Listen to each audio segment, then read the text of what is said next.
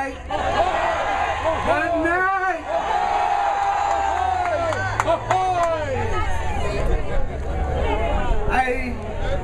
I am here tonight at Haggatt Hall. Significant for me for two reasons. Two reasons related to one of history and one of today's date. Because the first time I ever spoke on a political platform in a campaign as a candidate was here at Haggatt Hall in 1991.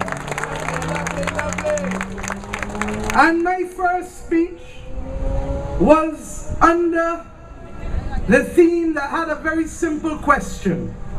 And some of you who, like me, got a little gray hair might remember it.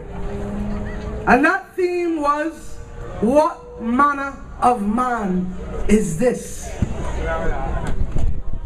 I then spoke about Erskine Sandiford. But I never dreamt that I would be back on this spot 21 years later, asking you, the people of Barbados, again, what manner of man is this? And the person to whom I am referring is not the ambassador that was put on a slow boat to China, Saloy. But some may argue that he may be called Erskine Sandiford 2.0, or for the older members of the crowd, Erskine Sandiford Mark II. The one thing is that even though the circumstances are slightly different, their responses are the same. Silence and do nothing. Silence and do nothing. But I said to you that this meeting on this spot holds significance for me for two reasons. Because today's date is the 4th of March 2012. And on the 6th of March 2009, 2 days short of 3 years, I stood up in the Parliament of Barbados and led a no-confidence motion against the then Prime Minister and Minister of Finance on the issue of CLICO. And when I went to Tyrrell Court and then Oystins, I told you we were going to bring it when I had the honor of leading this great party. I told you we were going to bring it. And some were worried, some were nervous. Some felt that we shouldn't go there because we were not even a full year in opposition and the government not even a full year in government. And I said then, as I do now, that the substance of what we discovered showed us that the Prime Minister was misleading the country when he told you that CLICO was sound and safe and well regulated. And I bear the scars well. I bear the scars well. Because I was told I was subversive. I was told that I was unpatriotic. Noel reminded you earlier that Frondel said it should be punished with laughter.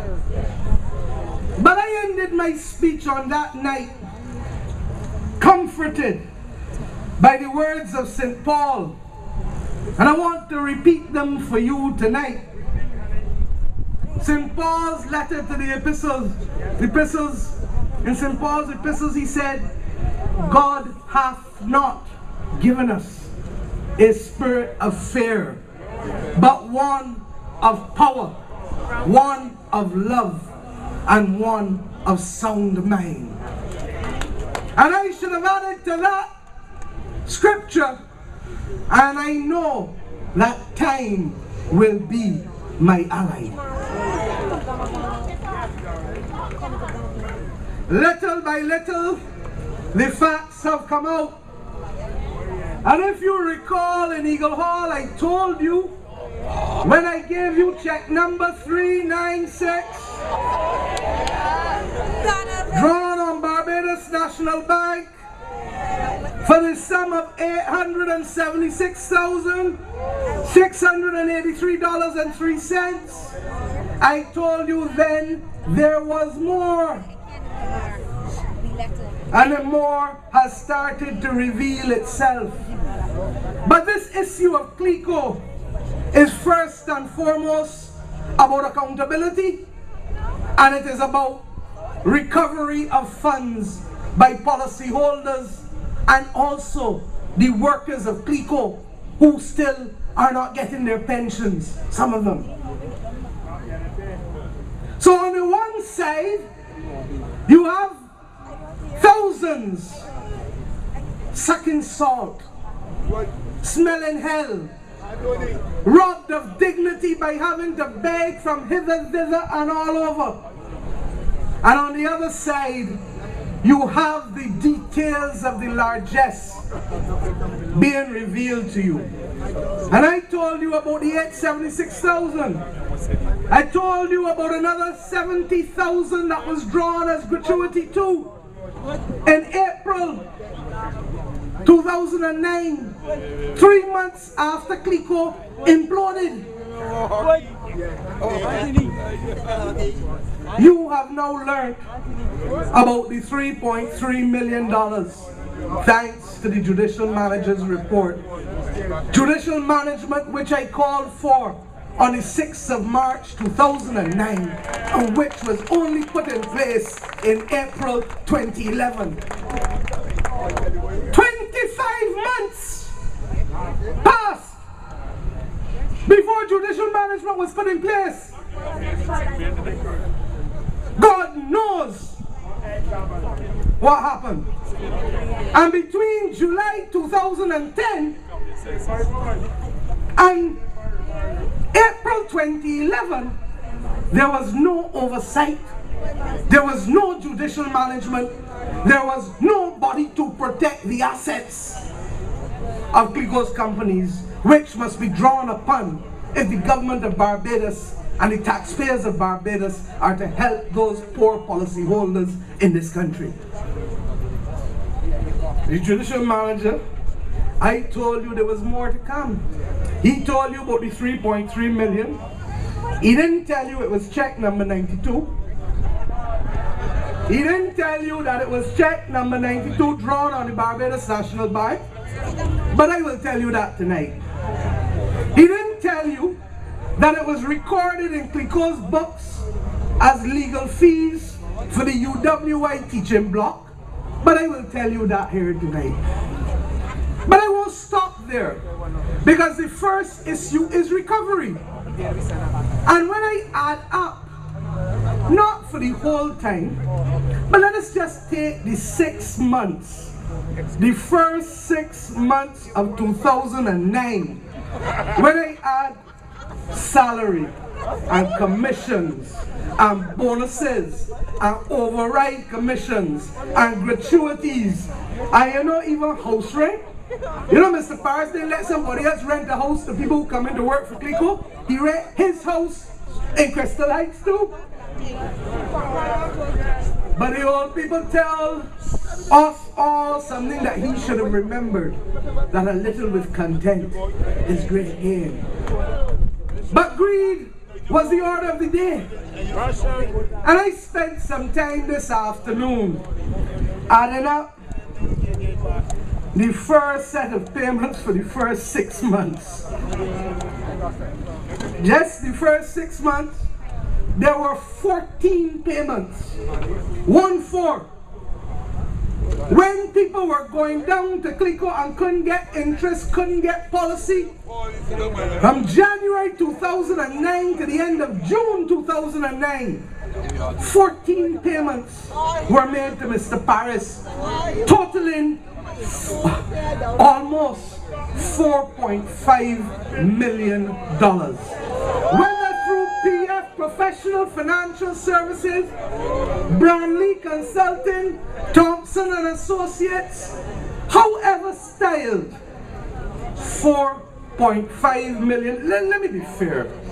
It was $2,648.28 short of 4.5 million. $2,648.28 short of 4.5. To be precise, $4,497,351.72. So, when I speak about this issue, I am not the Director of Public Prosecution. None of us here are the Commissioner of Police, or the Commissioner of Inland Revenue, or the judicial managers. But when I say to you that the technocrats must do their job, they must do it not because we say so, but because when a man in Bush Hall goes into Swan Street and sells without a license, he is taken before the courts. And when a man or a woman in Haggatt Hall takes money by deception, she or he is carried before the courts and the ill-gotten gains are recovered. And in the same way, we have expressed disgust in this country that a man, a boy, could die at the hands of another person and not spend a night in jail. But a same fella from Bush Hall, throwing rocks, will spend a weekend in jail without seeing his family or talking to his family. This country must stand for something. And this something must be fairness. It must be equity. But I have nothing more to say on that topic because the officers charged under the Constitution of Barbados and the judicial managers charged under Section 57 of the Act must do their job. And I say to the judicial managers, you too need to be cognizant of your costs. And you too need to determine whether your cost shouldn't come at the end of the contract, the majority of it rather than during. Because I can tell you as I now start to talk about recovery, the heart-wrenching stories that I've had to hear and endure for 3 years in this country. I have had old ladies, one 77 years old. I told you about her in Eagle Hall, in Chancery Lane, husband dead, 2 policies. Yes, she owns the house, but house can't go to Trimark to buy food. House can't go to Light and Power to pay electricity, or Water Authority to pay water rates that the government carry up by 60%. Can't do that. And I have maintained from day one, 3 years later, I tell you again, that there ought to be a way of picking out the most vulnerable people with the executive flexible premium annuities, the people over 70, the people who have no earning capacity, the people who are sick. Take them out. And if the 2 prime ministers that promise they're going to pay back the people their principal and a governor of the central bank create a company, take the assets from CLICO that they have to match what you have to pay out and pay the old people and pay the sick people their money. And that is still my position tonight. Not that the other people don't matter, but the other people have the luxury of time. These older people don't have that luxury. The other people have the luxury very often of good health and can work and still have income coming in. These old people don't have, or sick people don't have that luxury. And there is nothing in the Constitution of Barbados that stops you from doing it. I only say this, that it is a tragedy that the most things we have learned about CLICO has not been through our Parliament. I brought the no confidence motion in Parliament because Parliament is to be at the center of our affairs. But we learn now from the IMF What is the extent of the liability for CLICO? And something must be fundamentally wrong. In a Barbados where independence, the Prime Minister told you, friends of all, satellites of none, that in this day and age, we must learn about the affairs of this country, the obligations of the taxpayers, through the International Monetary Fund and not through the Parliament of Barbados. What was there to hide? You now know. You now know. And the sad part is, if you thought that the friendship died with Mr. Thompson, you learned that there was a deeper and a longer friendship with Mr. Stewart. And I can only say that a man who brings out a Range Rover 2012 and a Jaguar 2012, all within 3 months of each other, must feel that he has some kind of comfort that he can act with such impunity on an island that is 14 by 21. What manner of man is this? What manner of man can sleep at night knowing about the people who cannot get sent on, who have lost their dignity, begging, borrowing, selling, in order to keep body and soul together in difficult times? But you know, the problem is that the Prime Minister, Mr. Stewart, also endorsed Mr. Thompson's position, not only about the friendship, but about the repaying of the money. But I fear, and will tell you tonight, that the technocrats must not only do their job, they must follow the money. Because if the money is not followed, the taxpayers of Barbados will foot a bill that threatens to put our development on pause for a decade. Because if you have money that you have to find for CLICO, you can't spend it to build schools. You can't spend it to increase welfare recipients' money. You can't spend it to build a hospital. That's the broad reality. And I say to you tonight that if it were not so tragic, the whole thing should be a movie. A movie. Because nobody could have written a script more beautifully. But tonight, as we stand here, you and I both know that if CLICO was the extent of the problems facing this country, it would be bad. But we could deal with it. CLICO is only a snapshot of what faces Barbados. There's a sense of hopelessness. There's a sense of dread.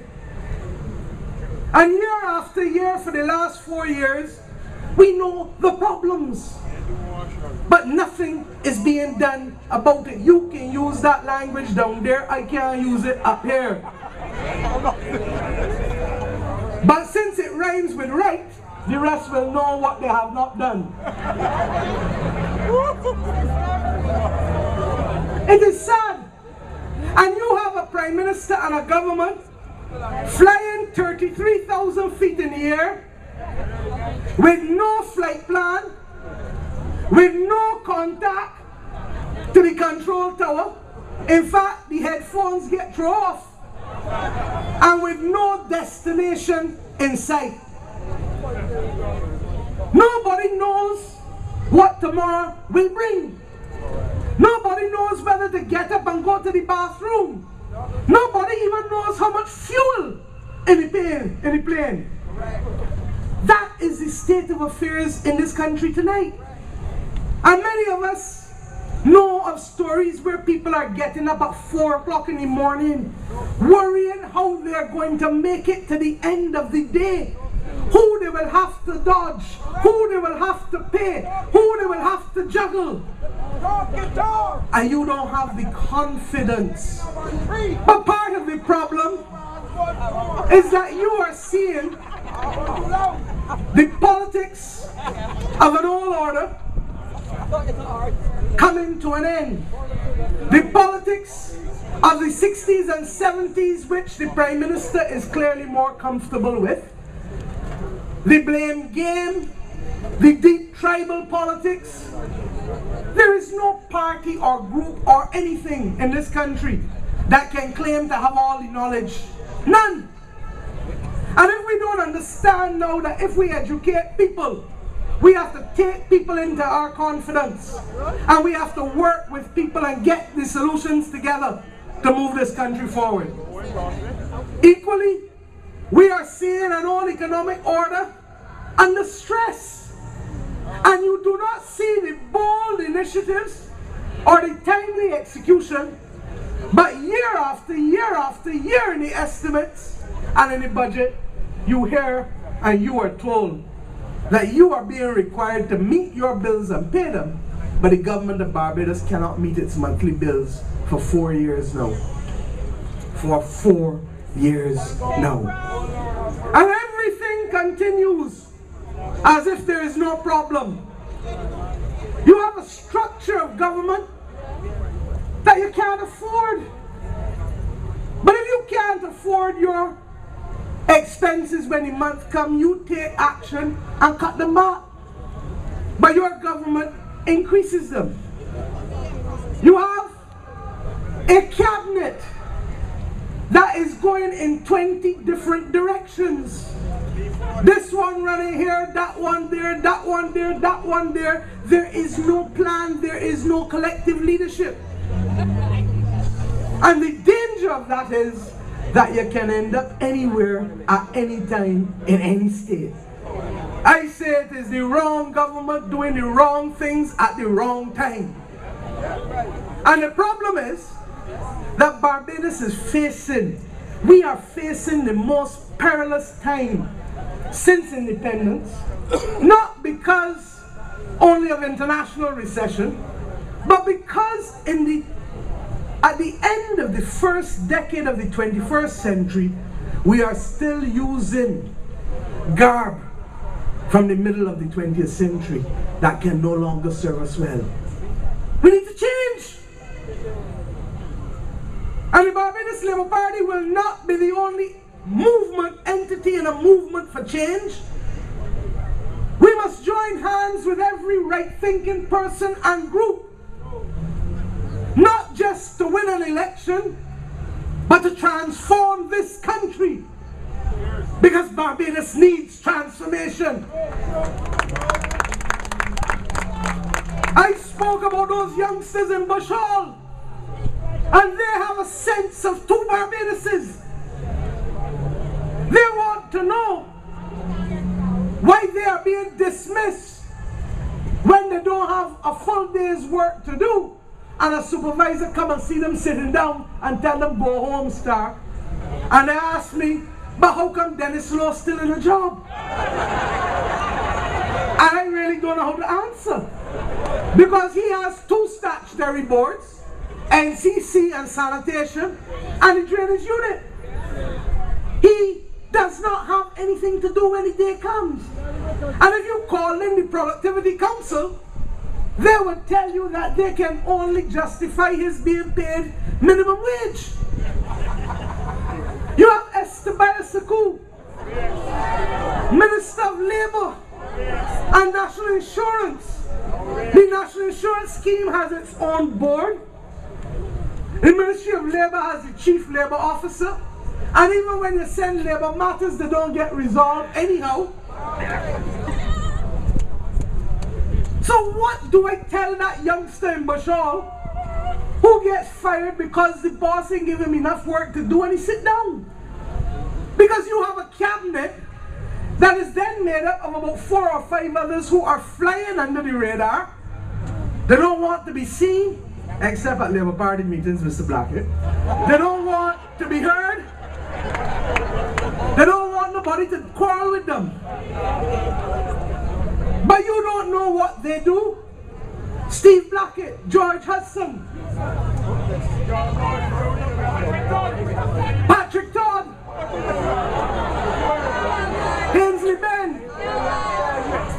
And I'm telling you, take time, take time, take time.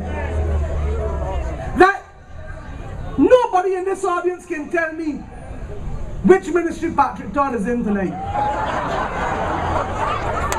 Nobody in this audience can tell me one initiative with which Patrick Todd, you can't tell me toilets because the government hasn't done any, with which he has been associated. And I say to you tonight, this is not about vilification of people. I don't feel that the majority of them are wicked. I don't. They're Bajans. But I am telling you that I feel that the just ain't ready.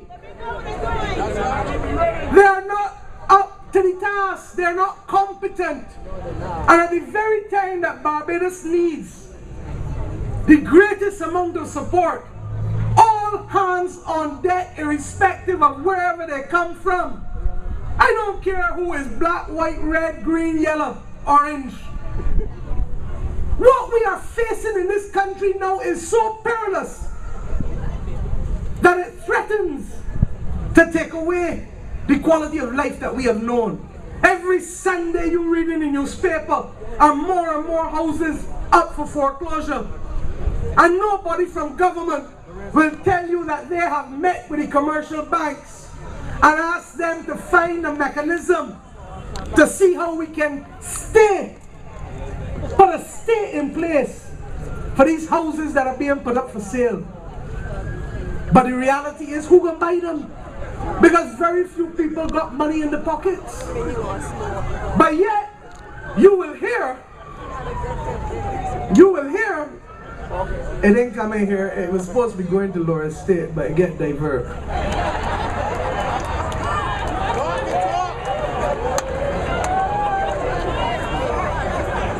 Season settled, season settled. Season settled. I am saying to you that, on the other hand, while you are not hearing them talk about issues that matter to you, you have a few who believe in instant policy.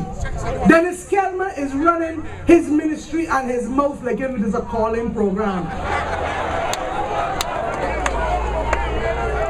And don't get me wrong, there is not a malicious bone in Dennis Kelman's body. But Dennis Kelman believes that because he says it, it must happen. So 1 minute he tells you he wants the Barbados Development Bank back.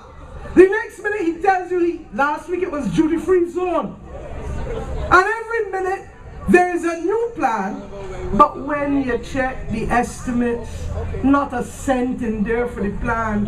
It is like the airport in St. Lucie, a fiction like Alice in Wonderland. And then there are the issues that should cause us concern for transparency and accountability. All of a sudden we hear about a Barbados Water Authority building being awarded to a contractor and going up for 30 million plus. When was it advertised? Is it the same contractor who is getting the CXC building? What is the flurry to award contracts in this election year? Does it have anything to do with what the members of the private sector tell you when you meet them? Quietly, privately, that they don't want to say publicly? How difficult it is to get a town planning application. How difficult it is to renew a license. How difficult it is to get your bills paid when government owe you. What you must do, who you must see, who you must talk with. I ain't saying nothing, no name, no lockup. But that is the Barbados in which you live tonight. No sense of hope, no flight plan. And I say to you that it is no longer sufficient even for the Labour Party to talk about winning an election. Our mission must be to transform Barbados as we did in the 50s, as we did in the 70s, as we did in the 90s, and as we will do in the second decade of the 21st century. But transformation requires discipline from us too. And transformation requires us to do things in a different way. And transformation requires us to recognize that we are not the fount of all knowledge. and all power, that we have educated the people, and the people must be brought along with us, that there must be fairness and equity in this country, and that what we say under the dark of night, we must be prepared to have examined in the day, in the light of day. That is what transformation first and foremost requires. That there may be a government that can't carry the burden it was carrying, but the collective savings of Barbadian people can help it. That there may be a government that cannot meet the challenges. You know that when you go in the Caribbean, Barbados had a reputation for standing tall. Under Adams, under Barra, under Arthur, even under Sandyford, there was not as much discontent. I was in Trinidad last week, and 2 different people on 2 separate days asked me, who's the Prime Minister of Barbados again? 17 months later, and they're asking that question. And when you talk to people on the CARICOM circuit, they said there was a time when Barbados spoke, everybody rushed into the room. Now when Barbados is due to speak, you have to beg them to speak, and people go to answer the call of nature in the bathrooms. So I say to you tonight, comrades, Bajans, we're not at an easy stage in this country. And let me tell you this, this is not an election where the Labour Party or anybody can promise you the sky, because that's not what we face. But what we promise you is that in the same way you faced challenges before and difficult situations, that when we told you we had it under control, when I came and told you that the prison was burning and we had it under control, you could sleep at night. When Oinasa told you that he had the 2001 crisis that hit after 9/11 under control, you could sleep at night. And you now are in the precarious position where you're getting up at 4 in the morning and you're worrying.